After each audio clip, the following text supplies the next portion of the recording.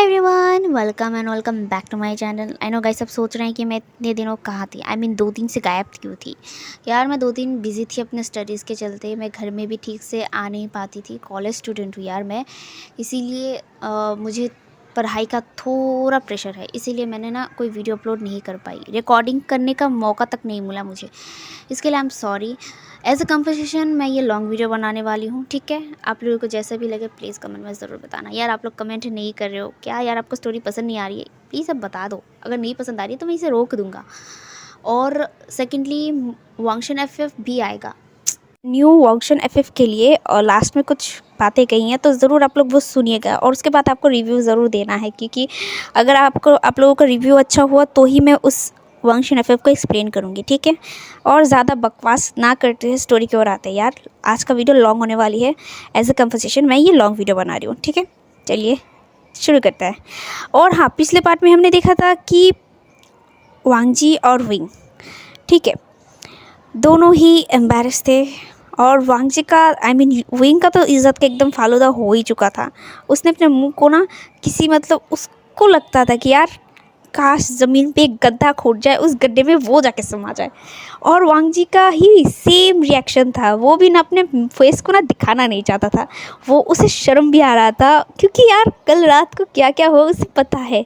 और सबसे बड़ी बात, उसको एक शॉक्ड लगा था कि उसने बैठकर पेंट किया था किसके ऊपर? यंदाओ के गोद में बैठकर। यही सोचकर ना उसे हॉट भी फील हो रहा था और एम्बैरेस्ड भी फील हो रहा था। वो ना चाहता था कि यार एक गड्ढा खोद जाए, उसमें वो समा जाए। उसका भी सेम रिएक्शन था। विंग, वो नहीं सोच रहा था कि वांगजी जो सोच रहा था, वो सोच रहा था जो लोग सोच रहे थे। आई मीन लोग उसके फेस को देखे हैं यार, उसका हैंडसम सा चेहरा वांगजी ने बिगाड़ के रख दिया था। तो यार उसका रिएक्शन क्या होगा? ऑफ कोर्स वो एक अल्फा है, और उसका एक ओमेगा के सामने, वो भी इतना खूबसूरत ओमेगा के सामने, इज्जत का फालूदा हो चुका था। ये वो नहीं चाहता था, लेकिन हो गया। लेकिन ये उसकी ही गलती है। उसने क्यों पिलाया यार? उसने मतलब मान भी लिया कि हाँ ये उसका गलती है, लेकिन अब वो क्या ही कर सकता है। हाँ, लेकिन उसने कसम खा ली थी कि दोबारा वो कभी भी किसी को भी वाइन नहीं पिलाएगा उसके बिना मर्जी के। हाँ, तो एम्बेरस्ड लाल पीले चेहरे के साथ वो लोग ब्रेकफास्ट करने बैठे थे। ब्रेकफास्ट टाइम पे ना यार इतना ऑकवर्ड मोमेंट था। दोनों एक दूसरे को देख भी नहीं रहे थे।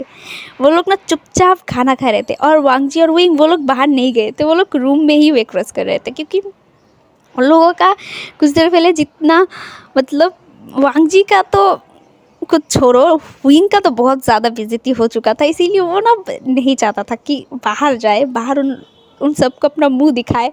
क्योंकि यार पहले इंस्प्रेशन था कि यार सब लोग उसे इतनी बुरी हालत में देखे थे, इतनी फ़नी मोमेंट में देखे थे। अब जाके इतना हैंडसम सा चेहरा देखेंगे तो लोग हंसेंगे ना यार, इसीलिए वो लोग बाहर नहीं गए। दोनों ने एकदम साइलेंटली ब्रेकफास्ट किया। ब्रेकफास्ट करने के बाद अब जाने की बारी थी। वांगजी को लैंशिचन ने एक लेटर भेजी थी। उस लेटर को पढ़ने के बाद वांगजी डेस्परेट था जाने के लिए, क्योंकि उसके ब्रदर ने कुछ अर्जेंट ही कहा था, इसीलिए वो जाना चाहता था। और दूसरी तरफ विंग, उसे भी जाना था, उसके फादर ने उसे बुलाया था। तो दोनों ही निकल चुके थे अपने अपने क्लैन के लिए। पहले तो उन लोगों को सेम रास्ते से ही जाना होगा। बीच में एक जंगल पड़ेगा, जंगल के बाद ही उन लोगों का रास्ता अलग हो जाएगा।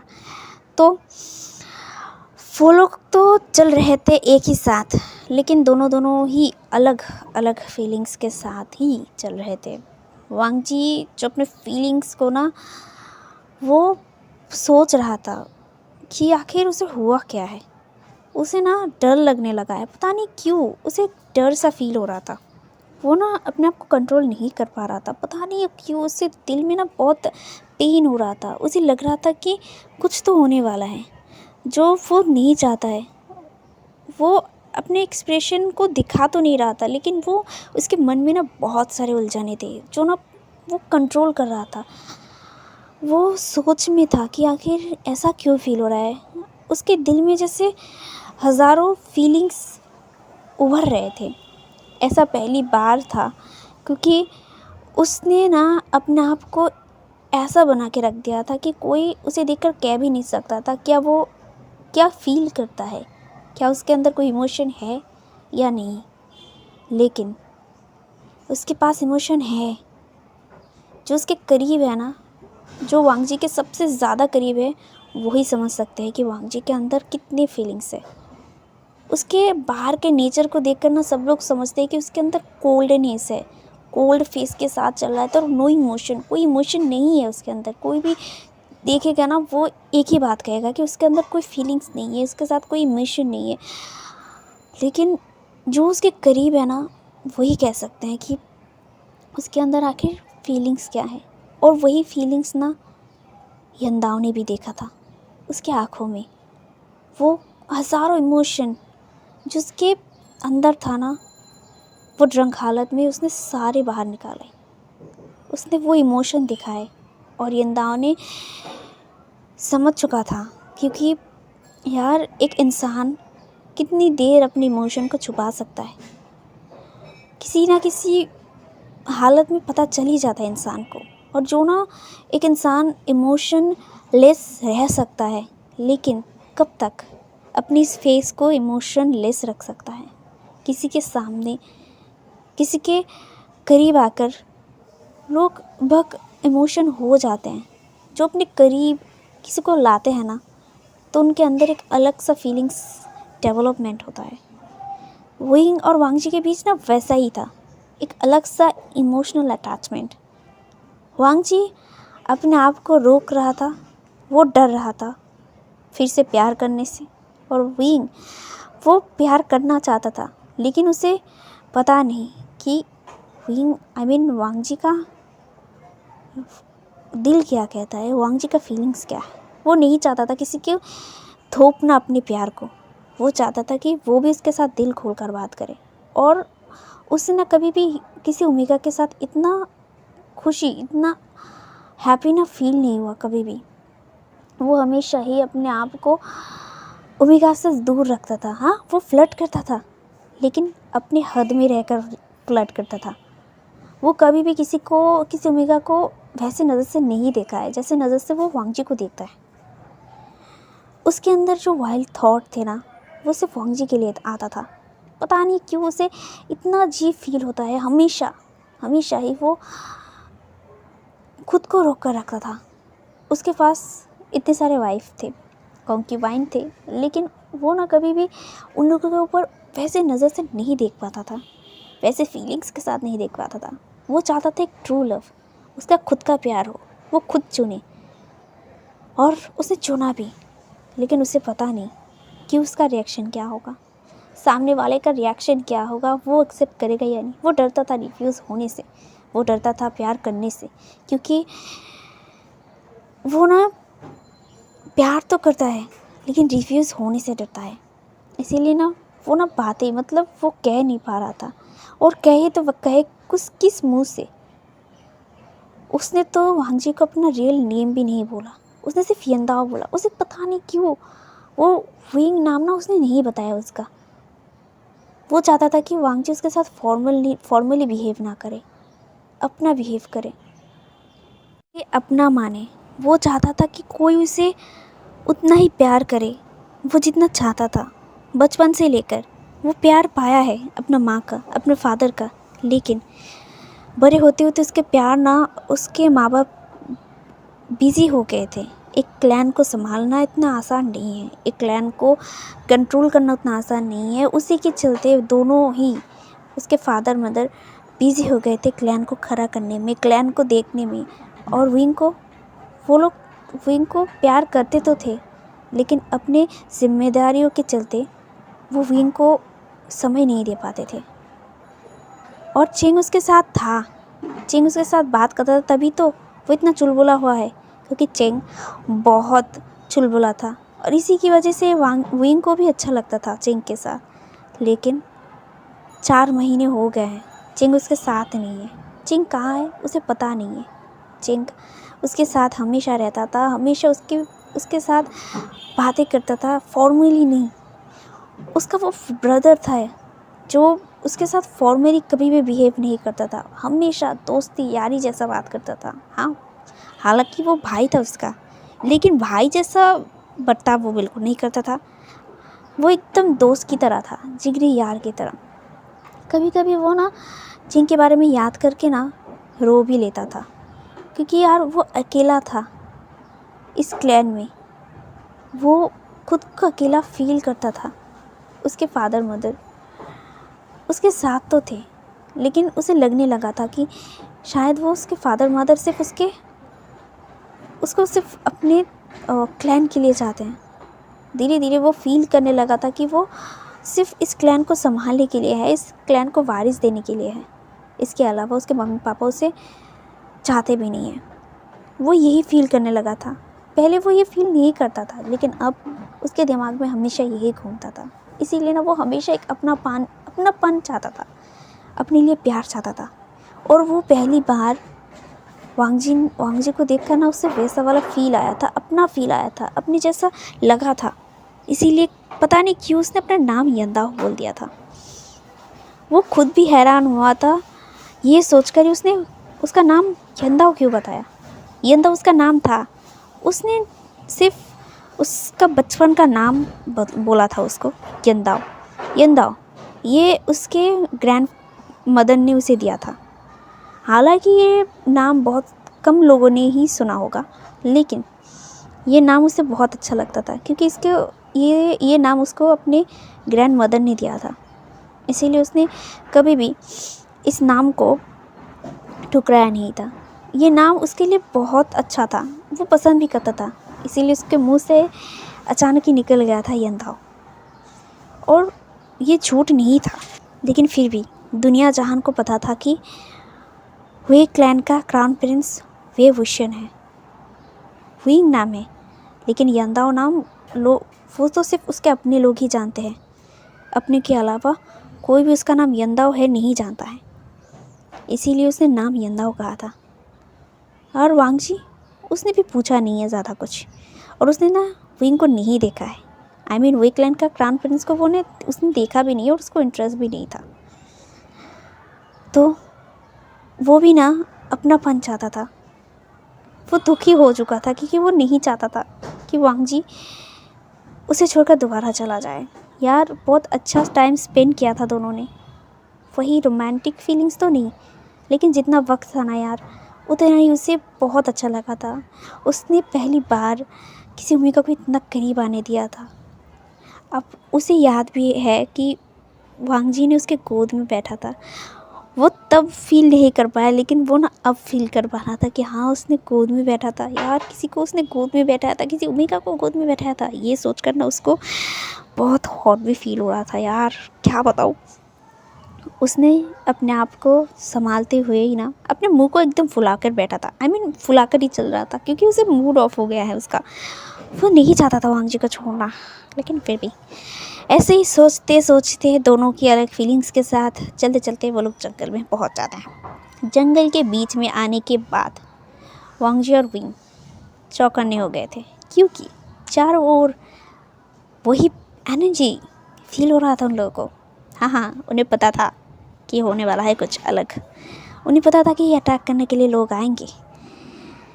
यंदाओ ने वांगजी को पहले कह दिया था कि हाँ हम पर हमला हो सकता है, इसीलिए वांगजी भी तैयार था। वो लोगों ने अपनी तलवार को टाइटली पकड़ा था। हाँ, उन लोगों ने मैन से बाहर निकाला नहीं था, क्योंकि वो लोग भी नहीं आए थे जो लोग उन लोगों के ऊपर हमला करने वाले हैं। इसीलिए वो लोग भी मतलब अलर्ट थे, और वो लोग ने चारों तरफ देख रहे थे। तभी ना बहुत सारे ब्लैक रोप में घिरे हुए बहुत सारे इंसान सामने आते हैं। वो सब भी अपने अपने तलवार के साथ बाहर आए थे, और वांगजी विंग दोनों ही तैयार थे। वो लोग ना लड़ने के लिए तैयार थे, और वो लोग जो ब्लैक रोप में आए थे वो लोग भी हमला कर देते हैं यार। एक वक्त भी इंतज़ार नहीं करते, वो लोग आकर ही हमला कर देते हैं। तो वांगजी और विंग दोनों ही फाइट कर रहे थे। बहुत ही धमाचाल फाइट हो रहा था, एकदम जैसे हीरो हीरोइन होता है ना एक साथ फाइट करते हैं, वैसे वाला सीन था। तो जो मतलब ब्लैक फिगर में इंसान थे ना, वो सभी ना मतलब उनके अंदर ना अलग सी पावर थी, जो वांगजी और विंग दोनों ही फील कर पा रहे थे। और वो लोग ना बहुत ही तगड़े तरीके से मतलब वार कर रहे थे। ऐसे नहीं कि वो लोग सिर्फ वार को रोक रहे थे, वो हमला कर रहे थे, वो भी ब्रूटली एकदम। मतलब कोई मर्सी नहीं था, ऐसा वाला था कि मार ही डालेंगे, आज मार कर ही जाएंगे, ऐसा वाला सीन था। ठीक है, तो वो लोग ना एकदम ही मर्सी नहीं दिखा रहे थे, लड़ाई बहुत धमाचाल चल रही थी। और वांग जिविंग वो लोग अच्छे से ही लड़ रहे थे, क्योंकि वो लोग कोई ऐरे गहरे कल्टिवेटर है तो नहीं, वो लोग अलग तरीके के कल्टिवेटर थे, बहुत पावरफुल थे दोनों ही। और वांग जी और विंग ना वो लोग फाइट कर रहे थे। वो लोग है ना, मतलब नोटिस किया था उन लोगों के, वो जो ब्लैक फिगर्स थे जो लोग लड़ रहे थे उन लोगों से, उनके अंदर ही ना 2 लोग ऐसे थे कि जो ज़्यादा पावरफुल थे। वैसे नॉर्मल जो थे ना कल्टिवेटर, वो सब तो मतलब लड़ पा रहे थे। जो कल्टिवेटर वांग जी और विंग के साथ आए थे वो सब भी लड़ रहे थे, लेकिन उनको भी ना थोड़ा मुश्किल हो रही थी उन सबसे लड़ाई करने में। तो इसीलिए ना वो लोग कोशिश कर रहे थे। और दूसरी ओर वांग जी और विंग वो तो एकदम मतलब धमाचाली लड़ाई कर रहे थे, कोई ना मतलब मर्सी नहीं दिखा रहा था, क्योंकि वो लोग देख रहे थे कि जो ब्लैक फिगर्स थे ना वो ना मर्सी नहीं दिखा रहे थे, वो क्यों दिखाए, वो भी लड़ रहे थे बहुत धमाचाली। और वांग जी ना मतलब उसके अंदर ऐसी पावर ना काम कर रही थी ना, उसके अंदर ना एक अलग ही एक स्ट्रेंथ था। जो पावर काम कर रही थी ना, तो उसके अंदर ही अलग एक पावर थी, जो ब्लैक फिगर्स थे ना वो समझ रहे थे, वो ना लड़ाई करने की कोशिश कर रहे। और ज़्यादातर हमले ना वांग जी को ही हो रही थी। मतलब वो लोग ना वांग जी को ज़्यादा वार कर रहे थे, क्योंकि देख रहे थे कि वांग जी बहुत अच्छी तरीके से लड़ाई कर रहा था, जो एक ओमेगा के अंदर नहीं होता है। आई मीन एक ओमेगा जो थोड़ा सा जैसे फजाइल सा होता है, एकदम नर्म होता है ना, तो वांग जी में ना ऐसा नहीं था। हाँ, वांग जी सॉफ्ट तो है, लेकिन जब वो युद्ध यानी कि लड़ाई करने पर आता है ना, तब उसके अंदर एक अलग लेवल की जो पावर है ना वो काम करती है। तो अब ना वही फीलिंग मतलब वही हो रहा था, उसके अंदर की जो पावर थी ना वो एक इकट्ठा होने लगी थी। और वो वांग जी जितना मतलब उसके तलवार को वो जितना चला रहा था ना, उतने ही उसके वार ना उतने ही शार्प हो रही थी, इतना शार्प कि विंग भी देखकर शॉक्ड हो गया था, क्योंकि वो अलग ही लग रहा था इस रूप में, एकदम अलग, जिसकी मतलब उसके अंदर जैसे कोई अलग सा पावर ही काम कर रहा था, जो देखकर वांग जी मतलब विंग भी ना शॉक था। और वांग जी को ये पता नहीं था, वांग जी ना सिर्फ लड़ाई पे ध्यान दे रहा था।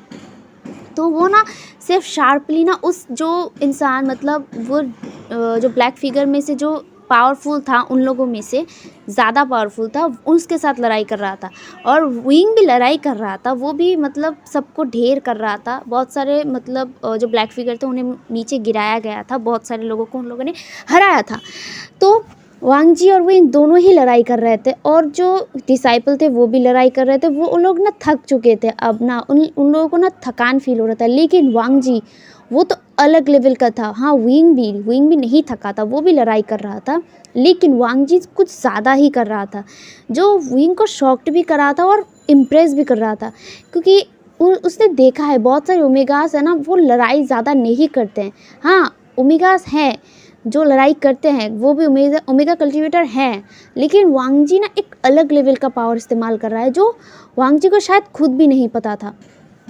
तो वो लोग अच्छे से लड़ाई भी कर रहे थे।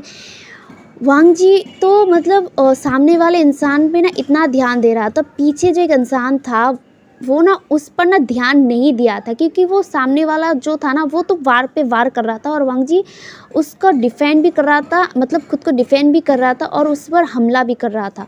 तो वो ना पीछे ध्यान नहीं देता, लेकिन हुइंग ने वो ध्यान दिया था कि पीछे एक इंसान वांग जी की तरफ तेज़ी से आ रहा था। और वो वांग जी को विंग समझाने की कोशिश कर रहा था, क्योंकि वो ना बोल रहा था, लेकिन वांग जी की वो ना अपने अंदर नहीं था।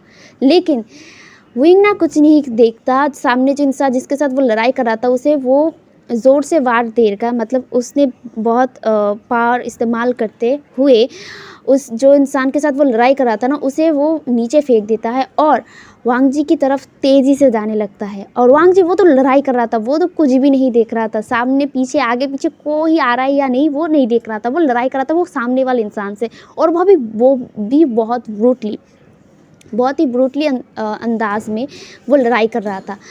और पीछे से वो इंसान आ रहा था, तो विंग जल्दी से जाता है और वांग जी का जो कमर है ना वो उसे टाइटली पकड़ लेता है और उसे अपनी तरफ खींचकर जो पीछे वाला इंसान था ना उसे उसे वो पीछे हरा देता है, पीछे फेंक देता है अपने तलवार के थ्रू। जो पीछे जो इंसान था ना वो भी तलवार को लेकर वार कर रहा था ना, तो उसने पहले उस वार को अपने तलवार से रोका और उसे नीचे फेंक दिया। और वांग जी वो ना अब जाके होश में आया था, क्योंकि वो होश में नहीं था, वो तो लड़ाई में था ना, और जिसके साथ वो लड़ाई कर रहा था ना वो भी ना शॉकली ना पीछे हट गया था, क्योंकि विंग बहुत ही तेज़ी से आया था। तो वांग जी को विंग ने उसके कमर से पकड़ा था बहुत ही टाइटली, और वांग जी अब जाके होश में आया था। विंग ने उस इंसान को नीचे गिराया, जो ब्लैक फिगर था उसे नीचे गिराया मारकर, और चिल्ला कर कहा, तुम्हारी हिम्मत कैसे हुई उसके ऊपर वार करने की? तुम लोग योद्धा हो, पीछे से वार कौन करता है कायर की तरह? ये कहकर वो बहुत ज़ोर से चिल्लाया था। वांग जी अब ना होश में आया था और वो ना डर गया था, क्योंकि वांग जी विंग ना बहुत डीप वॉइस में कहा था ये सब बातें। तो विंग ने चिल्ला कर कहा, कौन हो तुम और हम सब पे वार क्यों कर रहे हो? ये सुनकर वो जो इंसान जो वांग जी के साथ लड़ाई कर रहा था वो हंसता है और अपने डीप वॉइस में कहता है, तुम लोगों को मारने, तुम सबको आज हम मार के ही जाएंगे। ये सुनकर ना विंग ना आग बबूला हो गया था, उसे ना गुस्सा आ रहा था, पता नहीं क्यों उसके अंदर ना इतना गुस्सा आ रहा था। उसने ना अपने जो सुइबियान है उसे लिया और एक बार उस जो इंसान ने बोला था कि मारेगा, उनको मार के ही जाएगा, इस इंसान के ऊपर ना वार किया था। वो वार ना इतना तेज़ था, उस वार को ना वो संभाल नहीं पाया और वो ना धड़ाम से नीचे गिर गया था। उसकी आँख ना विंग का आँख ना रेड हो गया था। ऑफ कोर्स वो डेमोनिक पावर इस्तेमाल करता है तो उसका आँख रेड होना ही था। उसके आँख ना एकदम रेड हो गया था गुस्से में। वो ना उसका इतना ध्यान नहीं था कि आगे पीछे कौन है, सिर्फ इतना पता था कि उसे वांग जी को सेव करना है। हाँ, वांग जी लड़ रहा था, उसकी तो अलग पावर थी, वो तो लड़ रहा था, लेकिन जब विंग ने वांग जी को टच किया ना तब जाके वांग जी होश में आया था। वो शॉकिंगली सब कुछ देख रहा था। वो ना अब विंग को देख रहा था। विंग को देखकर ना उसे पहले डर लग गया था, पर पता नहीं क्यों उसे डर से ज़्यादा सेफ फील हो रहा था। उसके एम्बेरस में इतना सेफ उसे कभी फील नहीं हुआ था। उससे इस बहुत साल पहले ये फीलिंग हुआ था, एक सेफ वाला फीलिंग अपने माँ के सामने, अपने माँ के एम्बेरस में। लेकिन आज फिर से वही फीलिंग विंग के साथ हो रहा था। वो तो यंदाओ है ना, तो यंदाओ से फील हो रहा था। तो वो ना वांग जी ना एक हाथ में तो तलवार था, तो उसने ना वांग जी विंग के नेक को ना एक हाथ से पकड़ लिया था टाइटली। पता नहीं क्यों, वो अनकॉन्शियसली ये सब कर रहा था, पर वो ना खुद को इतना सेफ फील कर रहा था।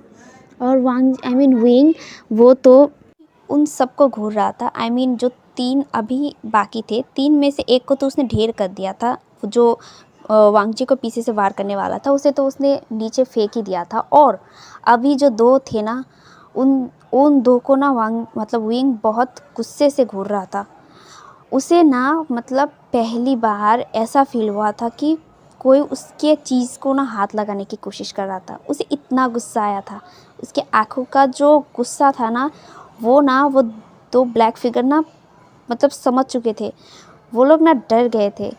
तो उन्हें लग रहा था कि नहीं, अब यहाँ पे रहना उन लोगों के लिए खतरों से खाली नहीं था। इसीलिए उन लोगों ने उन सारे ब्लैक फिगर्स को अपने हाथ से ना एक ब्लैक स्मोक में कन्वर्ट किया। कन्वर्ट करने के बाद वो लोग ना वहाँ से ब्लैक स्मोक की तरह ही गायब हो गए। ये देखकर विंग भी शॉक्ड था। वो ना चारों ओर देख रहा था, लेकिन वो ना अभी भी गुस्से में था। पता नहीं क्यों उसे गुस्सा आ रहा था। उसे लग रहा था कि कोई उसकी चीज़ को हाथ लगाने की कोशिश किया था, तो उसमें अलग से एक पावर आ गया था गुस्से में। वो ना अब जाके थोड़ा सा शांत होता है, क्योंकि उसे पता है उसके बाहों में कौन है। वांग जी, जो विंग के नेक पर हाथ रख दिया था। एक हाथ वांग जी ने विंग के नेक में रख दिया था और दूसरे हाथ में तलवार था जो नीचे था, हाथ वो नीचे करके रखा था और विंग ने एक हाथ से वांग जी का कमर पकड़ के रखा था टाइटली। उसे लग रहा था कि वांग जी उससे दूर चला जाएगा, इसीलिए उसने टाइटली पकड़ा था अनकॉन्शियसली ही। तो विंग के आँख अब नॉर्मल होने लगता है धीरे धीरे, वो शांत हो रहा था। विंग ना मतलब शांत कर रहा था खुद को और वांग जी ना विंग के नेक पर ना थोड़े से मतलब रब कर रहा था शांत करने के लिए। वो अनकॉन्शियसली कर रहा था, ठीक है, उसे नहीं पता कि वो क्या कर रहा था, बस उसने ना नेक में ना सिर्फ अपने हाथ को फहराया था। तब जाके ना विंग शांत हुआ था, उसकी आँख ना अब जाके नॉर्मल हुआ, सिल्वर में चेंज हुआ था। तो वो अपनी आँखों को ना बंद करता है, विंग ने अपनी आँखों को बंद करता है और अपने आप को शांत करता है। अब जाके उसे रिलीफ मिला था। तो मतलब विंग ने वांग जी को कहा, लंजा क्या तुम ठीक हो? ये सुनकर ना वांग जी भी कहता है, हाँ मैं ठीक हूँ एंड शुक्रिया मेरी मदद करने के लिए। ये सुनकर मतलब विंग ना हंसता है और कहता है, हाँ तुम तो मुझसे भी पावरफुल हो। कैसे लड़ रहे थे उससे? बहुत तगड़ा फाइट किया था तुमने एंड इतने ही लड़ाई में खो गए थे कि पीछे कौन था तुमने ये सुनाई नहीं दिया। मैंने तुम्हें बहुत बार बुलाया था लेकिन तुमने कोई जवाब नहीं दिया। ये सुनकर वांग जी ना विंग को देखने लगा। वो ना कन्फ्यूजली उसे देख रहा था। वो कहता है, तुमने बुलाया था मुझे?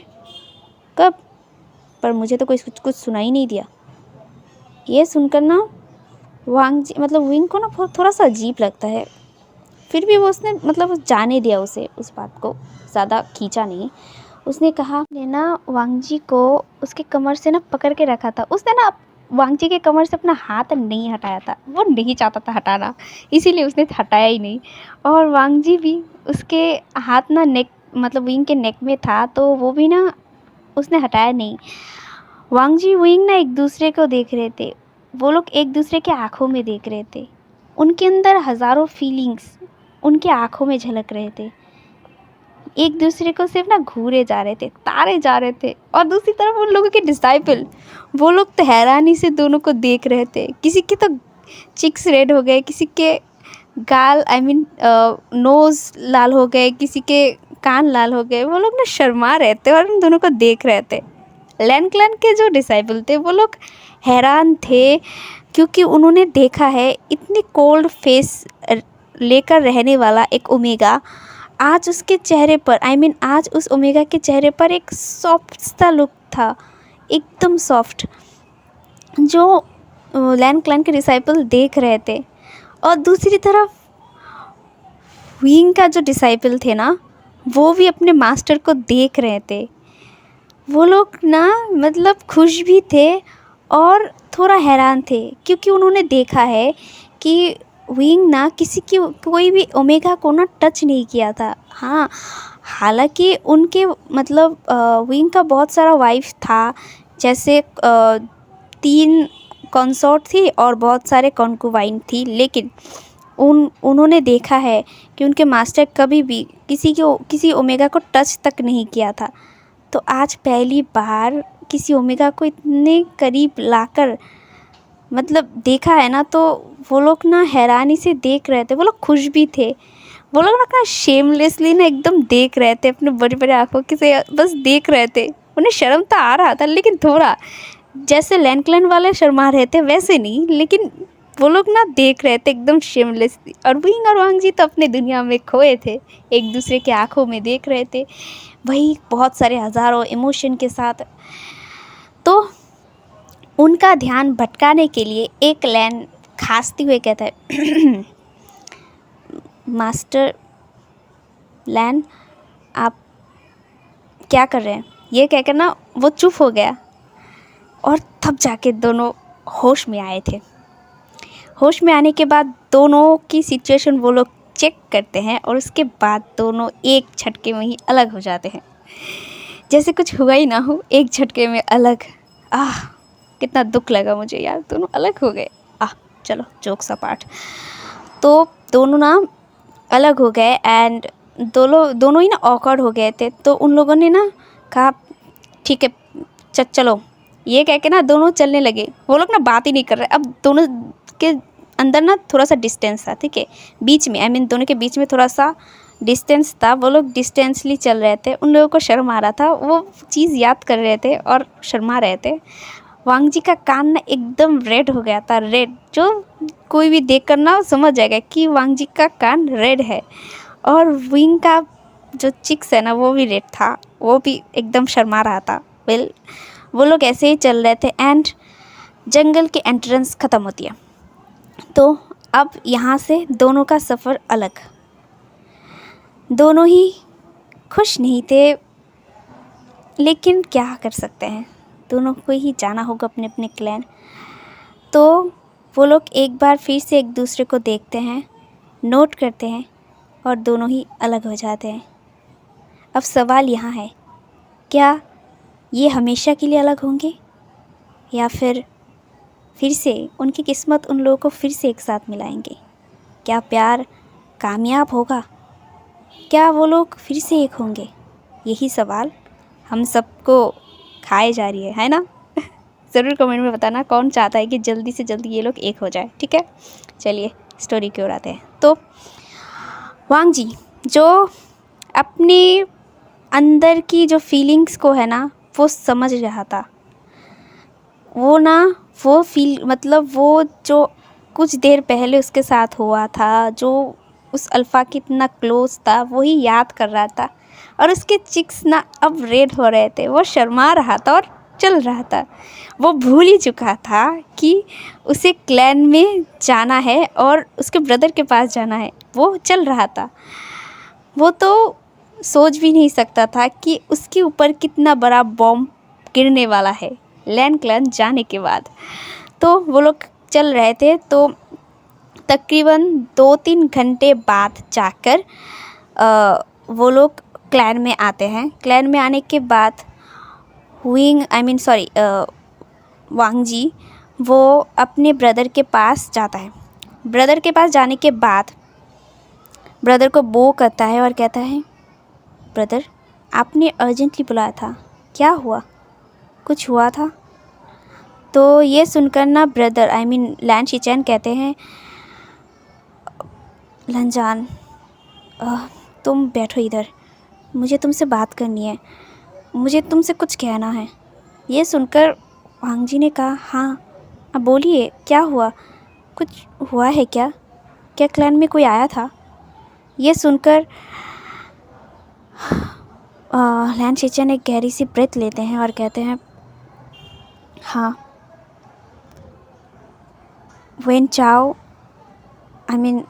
वेन रोहान और उनके बेटे वेन जुलियो आए थे। ये सुनकर ना जो वांग जी था ना वो गुस्सा हो गया और कहा, क्या कहा आपने? क्यों आए थे? ये सुनकर जो लैन शिचैन थे ना वो अपने ब्रदर को शांत कराते हुए कहते हैं, शांत हो जाओ, वो तुम्हारे लिए आए थे। ये सुनकर वो ना और भड़क गया और कहा, उन लोगों की इतनी हिम्मत, वो क्लैन तक आ गए। ये सुनकर ना लैन शिचैन वांग जी को रोकते हुए कहते हैं, वांग जी सुनो, तुम्हारी शादी अंकल ने फिक्स कर दिया है।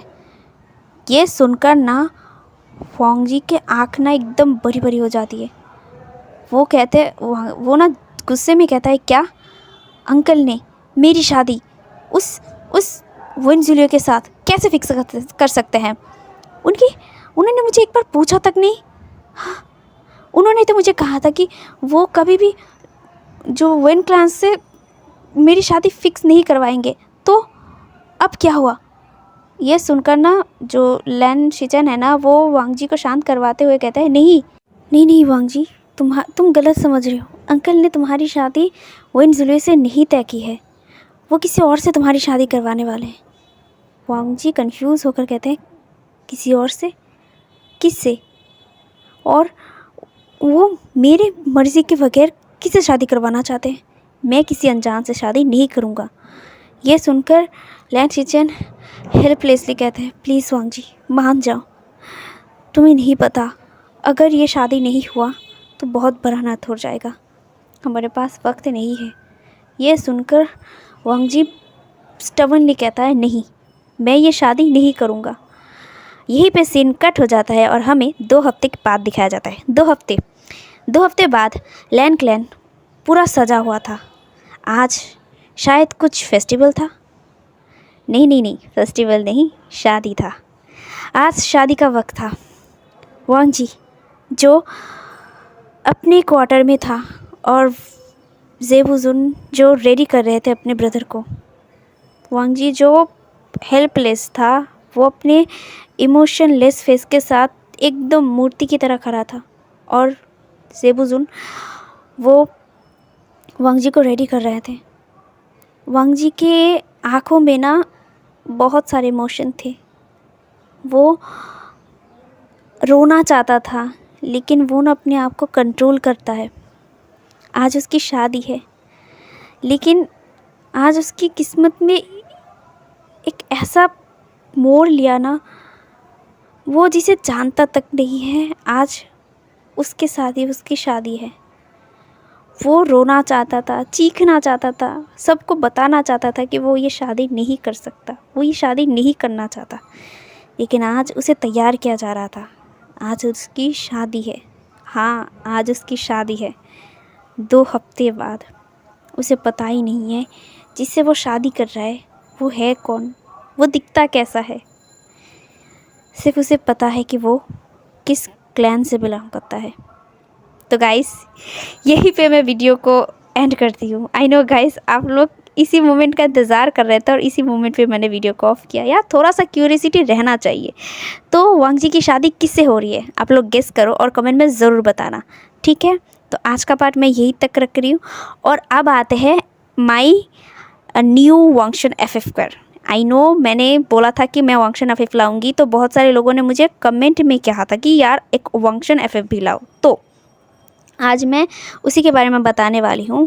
गाइस, मैंने कुछ देर पहले कुछ दिनों पहले एक पोल डाला था एंड उस पोल में मैंने 2 FF को मेंशन किया था। एक का नाम तो था I am a jinn but I love him. मैंने ये पूरा नाम नहीं लिखा था, इसके लिए आई एम सॉरी, मुझसे थोड़ा सा गलती हो गई थी। और दूसरा था सोल इन लव। तो सब लोगों ने सोल इन लव को बोल दिया है। को अभी के लिए स्टार्ट नहीं करना चाहती, मुझे थोड़ा सा वक्त चाहिए उसके लिए। लेकिन अभी मैं और एक वांगशन FF स्टार्ट करना चाहती हूँ, जिसके लिए मैं आप लोगों से ही पूछ रही हूँ कि क्या मैं उसे स्टार्ट करूँ। क्योंकि यार, आप लोगों ने कहा था कि आप लोग ज़्यादा पेनफुल वाले FF नहीं पसंद करते और जिस FF को मैं लाना चाहती हूँ उसमें पेन होगा। लेकिन हाँ, ये हैप्पी एंडिंग वाला FF है, चिंता मत कीजिए। यार, मैंने कभी भी सैड एंडिंग वाला नहीं सोचा है, इसीलिए मैंने सैड एंडिंग नहीं दी है इसमें। ये हैप्पी एंडिंग वाला है। ये मॉडर्न प्लस हिस्टोरिकल FF है। इस FF का नाम है sacrifice of love. I know, आपको नाम देखकर इस समझ में आ रहा है कि सैक्रिफाइस होने वाला है कुछ भी। यार हाँ, इसमें सैक्रिफाइस है। क्या है ये आपको स्टोरी में पता चलेगा। ये आपको पता भी चल गया होगा शायद। सैक्रिफाइस ये प्यार से जुड़ा है, फुल ऑफ इमोशन है, प्यार है। ये मॉडर्न प्लस हिस्टोरिकल है। ये पास्ट एंड प्रेजेंट को लेकर जुड़ा है। ये मेरा पहला ऐसा FF है जो मुझे सच में बहुत पसंद आया। आपको कैसा लगेगा ये तो शेयर करने के बाद ही पता चलेगा, लेकिन मैं आप लोगों से परमिशन चाह रही हूँ कि मैं इस FF को शेयर करूँ। ये आप लोग डिसाइड करेंगे और इस वीडियो के कमेंट बॉक्स में आप लोग बताना, आपका रिव्यू देना। मैं आप लोगों के रिव्यू को देखना चाहती हूँ। मैं वेट करूँगी कमेंट का, ठीक है। इस FF का जो भी इंट्रोडक्शन है मैं FF में ही दूंगा। इसमें मैंने ज़्यादा इन्फॉर्मेशन नहीं दिया है। जितना दिया है उसमें ही आप लोग डिसाइड करो कि आप लोग चाहते हो या नहीं। बस इतना मैं बता दूँ, इसमें पेन होगा, उतना नहीं। वो लोग अलग तो होंगे लेकिन जुड़ेंगे भी, क्योंकि यार वांगशन एक साथ ना होना तो अच्छा नहीं लगता। इसीलिए मैंने इस FF में पेन दिया है। पेन के साथ प्यार भी होगा, लव होगा, इमोशन होगा, हैप्पी होगा, खुशी होगा, दुख होगा, सैडनेस होगा, सब कुछ होगा, लेकिन प्यार ज़रूर होगा और 2 लोग एक होंगे, वांगशन एक होंगे, ठीक है। मैं ये बता रही हूँ। बस आप लोग डिसाइड करो कि आप लोग इस FF को सुनना चाहते हो या नहीं। अगर इसमें हाँ हो गया आपकी, तो मैं इसे कल पहला पार्ट अपलोड करूँगी। और अगर नहीं होगा तो कोई बात नहीं, मैं सोल इन लव को स्टार्ट कर दूँगी, ठीक है। सोल इन लव वो पूरा कंप्लीटेड नहीं है, थोड़ा बाकी है उसमें। मैं उसमें चेंजेस करना चाहती हूँ, तो चेंजेस करने में वक्त लग रहा है यार। मैं मतलब अपने पढ़ाई में थोड़ा बिजी रह रही हूँ, इसीलिए मैं ना उसमें चेंजेस कर नहीं पा रही हूँ, लेकिन मैं फुल ऑफ टाइम दे रही हूँ वांगशन में भी, वांगशन एफएफ में भी। तो जो मैंने अभी बोला आपको, सैक्रिफाइस ऑफ लव, ये पूरा कंप्लीटेड स्टोरी है, इसीलिए मैं इसे स्टार्ट करना चाहती हूँ। तो आपका रिव्यू ज़रूर देना, ठीक है। मैं वेट करूँगी आपके कमेंट का। तो आज के लिए यही तक, और आज का पार्ट कैसा लगा ज़रूर बताना। और वांग जी की शादी किसके साथ हो रही है ये भी ज़रूर बताना। गेस कर पा रहे होंगे बहुत सारे लोग, नहीं कर पाए तो कोई बात नहीं, नेक्स्ट पार्ट होगा शादी स्पेशल एपिसोड, तो ज़रूर इंतज़ार करना मेरा। अभी के लिए यही तक गाइस, अभी तो मुझे बाहर जाना है फिर भी। Okay, good night.